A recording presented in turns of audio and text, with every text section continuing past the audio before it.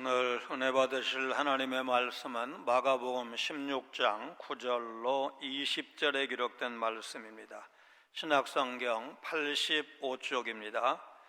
마가복음 16장 9절부터 한 목소리로 봉독하시겠습니다.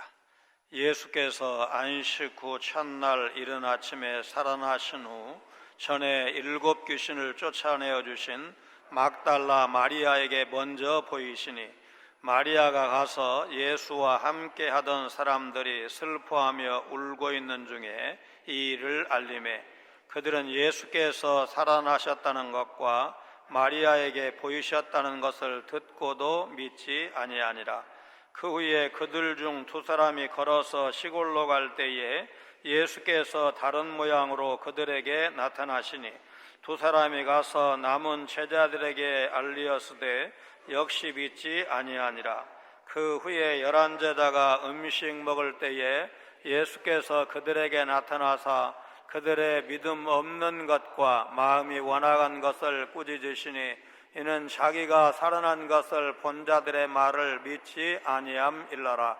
또 이르시되 너희는 온 천하에 다니며 만민에게 복음을 전파하라. 믿고 세례를 받는 사람은 구원을 얻을 것이요 믿지 않는 사람은 정죄를 받으리라.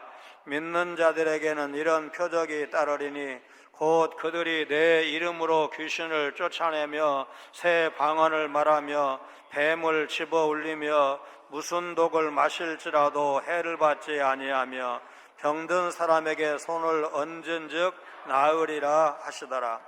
주 예수께서 말씀을 마치신 후에 하늘로 올려지사 하나님 우편에 앉으시니라. 제자들이 나가 두루 전파할세 주께서 함께 역사하사 그 따르는 표적으로 말씀을 확실히 증언하시니라. 아멘. 지금까지 마가복음은 예수님을 통해 수많은 이적을 보고도 깨닫지 못한 무리, 그리고 예수님이 그리스도 메시아이심을 알았으면서도 십자가의 길을 따르지 못한 제자들의 모습을 묘사하면서 예수님이 어느 누구의 도움도 받지 않으시고 홀로 십자가를 지심으로 하나님 나라의 일을 완성하셨음을 선포하셨습니다. 예수님이 이제 부활이라는 최고의 이적을 일으키시고 막달라 마리아에게 보이셨고 엠마오로 가던 2 제자에게도 보이셨습니다. 이들이 예수님의 부활을 전했는데도 놀랍게도 예수님의 제자들은 믿지 않았습니다. 예수님이 부활하신 후에도 제자들의 어리석음은 사라지지 않았던 것입니다. 예수님께서 살아 계실 때 반복해서 말씀하셨고 말씀하신 그대로 죽으셨고 부활하셨지만 제자들은 믿음이 연약하고 마음이 완악해서 예수님의 부활을 믿지 않았던 것입니다. 그러나 사람들이 보는 앞에서 하늘로 올라가신 예수님은 반드시 다시 오십니다. 사도행전 1장 9절로 11절 말씀 같이 읽습니다. 이 말씀을 마치시고 그들이 보는 데 올려져 가시니 구름이 그를 가리어 보이지 않게 하더라. 올라가실 때 제자들이 자세히 하늘을 쳐다보고 있는데 흰옷 입은 2 사람이 그들 곁에 서서 이르되 갈릴리 사람들아 어찌하여 서서 하늘을 쳐다보느냐. 너희 가운데서 하늘로 올려지신 이 예수는 하늘로 가심을 본 그대로 오시리라. 고린도전서 15장 6절에 의하면 일시에 500여 형제들이 예수님의 승천한 모습을 지켜봤는데 재림 때에도 하늘에서 내려오시는 예수님의 모습을 사람들이 볼 수 있는 가시적인 형태로 오실 것이라는 약속입니다. 성경은 그 재림 때의 모습이 데살로니가전서 4장 16절 17절의 묘사처럼 아주 극적일 뿐만 아니라 그 시기 또한 밤의 도둑같이 아주 뜻밖의 시간에 오실 것이라고 말씀하고 있습니다. 데살로니가전서 4장 16절 17절 같이 읽습니다. 주께서 호령과 천사장의 소리와 하나님의 나팔 소리로 친히 하늘로부터 강림하시리니 그리스도 안에서 죽은 자들이 먼저 일어나고 그 후에 우리 살아남은 자들도 그들과 함께 구름 속으로 끌어올려 공중에서 주를 영접하게 하시리니 그리하여 우리가 항상 주와 함께 있으리라. 아마도 주님 재림 전에 우리 신앙의 선배들처럼 육체적인 죽음을 통과해서 영원한 천성문에 들어갈 가능성이 크다고 믿지만, 그럼에도 살아있는 동안 주님이 오신다면 바로 그날 우리는 부활을 대하는 제자들과 같이 두려워하지 말고 기뻐하고 찬양하면서 재림의 주님, 영광의 주님을 맞이해야 할 것입니다. 한국에서는 나니아 연대기의 저자로 알려진 분, 영국의 명문 옥스포드 대학교 출신으로 또 다른 명문 대학인 케임브리지 대학교에서 중세 르네상스 문학 교수로 유명한 C.S. 루이스는 예수님의 최대 업적은 부활의 메시지를 선포하신 것이고 그 메시지대로 다시 사신 것이다 라는 말을 했습니다. 예수님은 친히 제자들을 찾아가 스스로 부활의 증인이 되셨고 이제 제자들을 세상으로 파송하셔서 부활을 증언하도록 사명을 주십니다.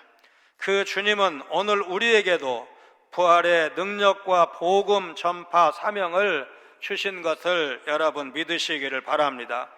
성도는 확실한 소망을 붙잡고 살아가야 합니다. 그리스도의 부활이 역사적 사건이고 엄청난 변화의 시작이기 때문입니다. 성도의 미래는 확실하기에 근심하거나 두려워하지 않아야 합니다. 예수님은 안식 후 첫날 이른 아침 부활하셨습니다. 안식 후 첫날은 새로운 창조의 시작입니다. 하나님은 세상을 창조하신 후 안식하셨고 부활의 주님은 안식 후 새로운 세상을 여셨습니다.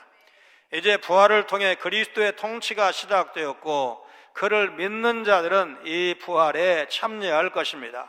부활은 새로운 시작입니다.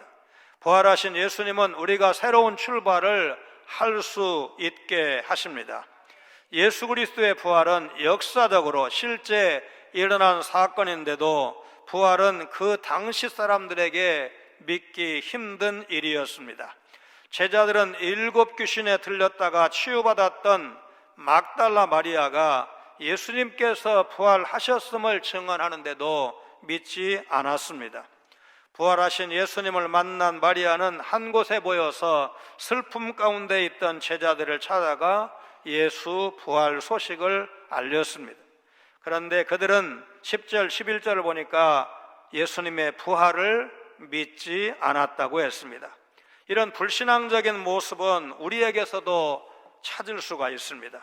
하나님의 말씀을 보고 들으면서도 시험과 환난, 어려운 환경에 부딪힐 때마다 의심을 떨쳐버리기보다는 우리의 나약한 모습, 성령님 고쳐 주옵소서 기도해야 할 줄로 믿습니다. 부활하신 예수님은 시골로 누가복음에 의하면 엠마오로 내려가던 두 제자에게 나타나셨고 그들과 동행하셨습니다. 그런데 예수님이 신령한 모습으로 나타나셨기에 그들은 예수님이 예수님이신지를 알아보지 못했습니다. 누가는 누가복음 24장 16절에서 그 원인을 분명하게 밝히는데 저희의 눈이 가리워져서 그인 줄, 예수신 줄 알지 못했다고 설명하고 있습니다. 그들은 예수님의 부활 소식을 듣고도 믿지 못하던 제자들과 같이 영적으로 잠들어 있었던 것입니다. 날마다 새로운 모습으로 다가오시는 주님을 알아보고 모실 수 있도록 여러분 깨어 있으시기를 바랍니다.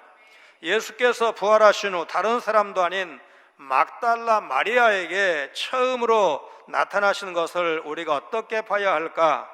예수님이 그녀에게서 7 귀신을 쫓아내신 이후로 그는 누구보다도 주님을 사랑하며 정성을 다해서 섬겼습니다. 옥합을 깨뜨려서 예수님께 부은 사건은 복음서에 2번 나옵니다. 요한복음 12장 3절에 기록된 마리아는 마르다의 동생이 분명합니다. 그러나 누가복음 7장 36절로 50절에 기록된 한 바리새인의 집에서 한 여인이 향유 담은 옥합을 깨뜨려 울면서 눈물로 그 발을 적시고 자기 머리털로 닦고 그 발에 입 맞추고 향유를 부은 사건의 주인공은 누구일까? 성경학자들은 그 여인이 막달라 마리아일 것이다, 이렇게 보는 사람이 많습니다. 예수님은 충성스럽게 봉사하고 헌신하는 자들을 절대로 잊지 않으십니다. 예수님은 소자에게 냉수 한 그릇이라도 대접하는 자는 결단코 그 상을 잃지 않을 것이라고 약속하셨습니다. 남전도회, 여전도회, 권사회, 안수집사회에서 연말에 어려운 교회나 이웃을 도우면 좋겠다고 이제 결산하고 남은 것을 이제 헌금하고, 그래서 이번에 큰 도움이 되었습니다. 갑자기 화재로 집이 전소된 우리 성도님 가정을 도울 수 있게 된 것입니다.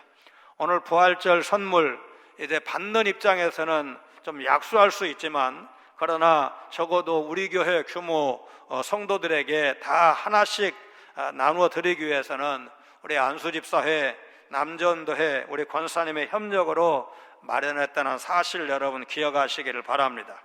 우리가 받은 은혜를 기억하고 전심으로 주님을 섬기고 사랑한다면 우리 삶 속에서 주께서 놀랍게 역사하실 것입니다.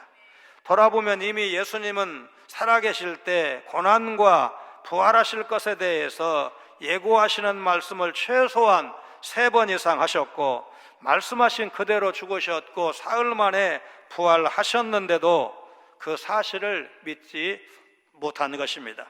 하나님의 말씀을 진심으로 믿지 않으면 우리 삶의 여러 현장에서 일어나는 하나님의 다양한 역사를 알아볼 수가 없습니다. 부활의 감격과 함께 말씀 앞에 순복하는 인생을 살겠다, 여러분 결단하시기 바랍니다. 그 후에 11제자가 음식을 먹을 때 예수님이 제자들 앞에 나타나셨고 14절을 보면 그들의 믿음 없음과 완악한 것을 꾸짖으셨다고 했습니다. 보고도 믿지 않고 들어도 믿지 않고 편견과 상식의 틀 안에 갇혀서 부활의 주님을 바라보지 않는 제자들을 책망하신 것입니다. 주님이 오늘 우리 앞에 나타나시면 우리는 믿을 수가 있을까? 데살로니가전서 4장 16절 17절 말씀이 묘사한 것처럼 주님이 천사장의 나팔 소리와 함께 재림하시면 예수님 환영합니다, 두 판 벌려서 이제 맞이할 수가 있을까? 그렇지 못하다면 제자들에게 하셨던 책망은 바로 우리에게 해당된다고 할 것입니다. 여러분, 주님께서 나사로를 살려주듯이 누구를 살려주기를 원하느냐고 물으시면 여러분은 누구라고 대답을 하시겠습니까? 저는 1순위가 아버지입니다. 그 다음 누구냐고 물으신다면 우리 장모님 결혼 6년 전에 돌아가셨는데 그래서 얼굴 한 번도 뵙지 못했으니까 장모님 뵙고 싶다고 답할 것입니다. 그런데 정말 아버지가 살아오시면 반가워하기만 할까? 어쩌면 기절할지도 모릅니다. 예수 부활을 믿지 못했던 제자들 비난할 것이 아니라 우리 속에 우리도 그런 면이 있을 수 있다는 것을 인정하면서 오히려 주님 앞에 주여 믿음을 주옵소서, 우리의 완고한 마음, 완악한 마음을 녹여 주옵소서, 그런 기도가 필요한 줄로 믿습니다. 예수님은 제자들이 부활의 목격자들의 말을 듣고도 또 부활에 대한 예수님의 말씀을 믿지 않은 것 책망받아 마땅합니다. 믿음의 도전을 받아서 믿음이 흔들리는 사람이라면 다시금 말씀으로 돌아가야 합니다. 우리 믿음의 근거는 첫째도 하나님의 말씀, 둘째도 하나님의 말씀이기 때문입니다. 제자들은 예수님이 친히 나타나신 후에야 비로소 믿었습니다. 근대 이후로 이성과 과학을 강조하고 초자연적인 이적이나 부활을 좀처럼 인정하지 않는 흐름이 사람들의 생각을 강하게 사로잡고 있는 것을 우리가 알고 있습니다. 그러나 부활은 성경의 모든 약속이 실제로 하나님이 주신 것이고 그 약속이 성취되었다는 것을 확신하도록 하는 역사적 사건입니다. 많은 사람들이 부활의 객관적 역사성을 통해서 믿음을 가졌고 회심했습니다. 그래서 성도는 부활에 대한 확신을 갖고 예수님이 부활하셨다는 기쁜 소식을 전해야 합니다. 9절로 20절까지는 마가복음 원문에 포함되어 있지 않다는 주장이 있고, 실제로 이제 나나주 밑에 보면 어떤 사본에는 9절부터 20절까지가 없음 이렇게 되어 있는데, 사실 이 9절로 20절로 말미암아서 마가복음은 1장 15절에 복음을 믿으라는 말씀으로 시작을 해서 복음을 믿는 자들에 대한 예수님의 약속으로 끝나는 수미상관 구조, 자연스러운 결말 구조를 갖게 되었습니다.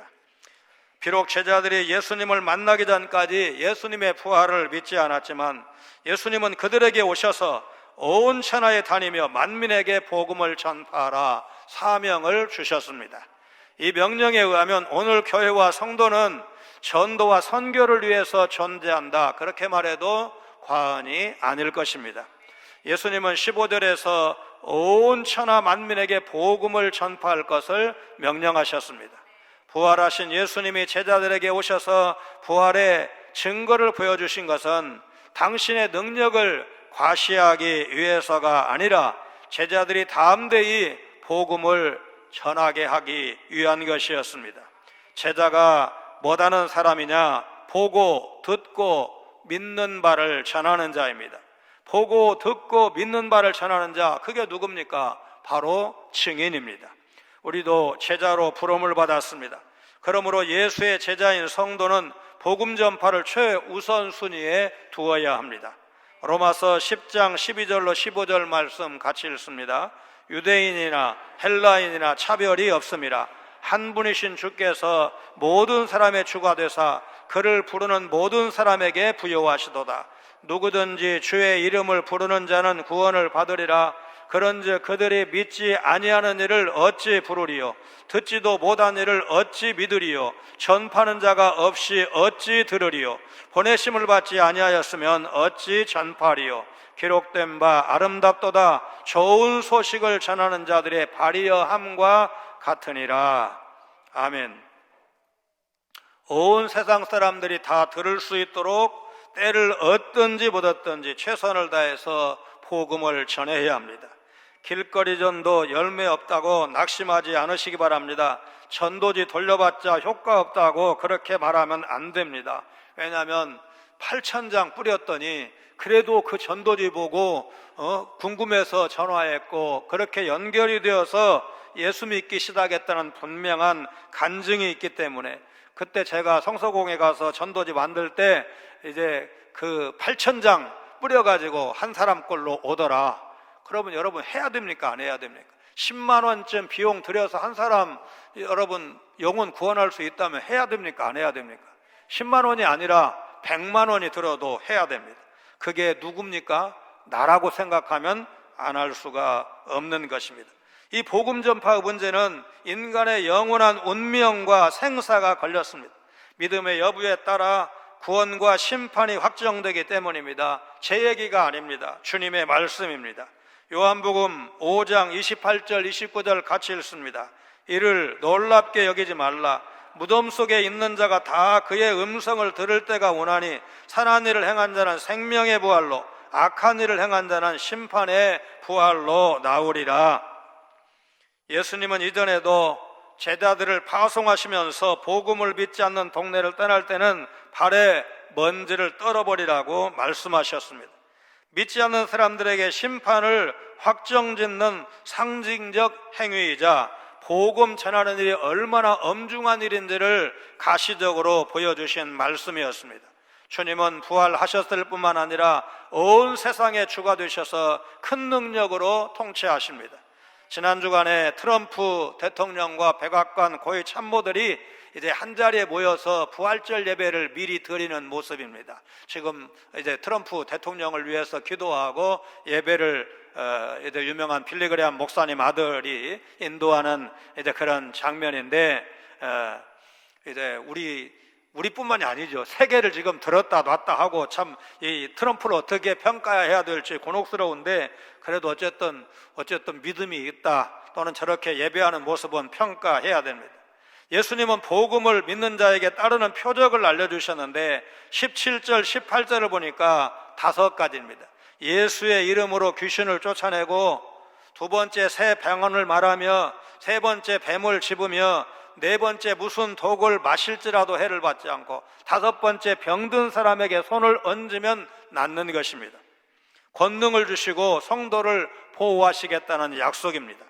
사도 바울은 빌립보 4장 13절에 내게 능력 주시는 자 안에서 내가 모든 것을 할 수 있느니라. 믿는 자에게는 능치 못함이 없으니 두려워 말고 담대하게 복음을 전하라는 것입니다. 우리가 복음을 전할 때 반드시 표적과 능력이 나타나서 생명의 역사가 일어날 것이라는 사실 여러분 믿으시기를 바랍니다. 무엇보다 가장 큰 이적은 죄와 사망 아래서 고통당하던 죄인이 복음을 듣고 천부여 의지없어서 손들고 옵니다. 회심하는 것입니다. 하나님에 대해서 어떤 감각도 없고 추구하고자 하는 의향도 없던 사람들, 영적으로 죽었던 사람들이 복음의 말씀을 듣고 예수님을 영접하고 하나님의 자녀가 되는 것이야말로 가장 큰 표적이라 할 것입니다.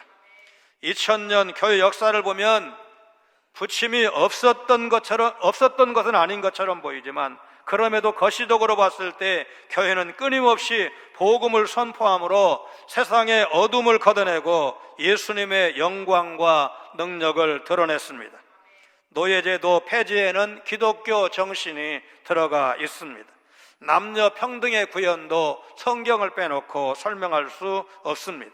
여러분 이 사실을 기억하고 더 큰 소망을 품고 복음을 전하시기를 바랍니다.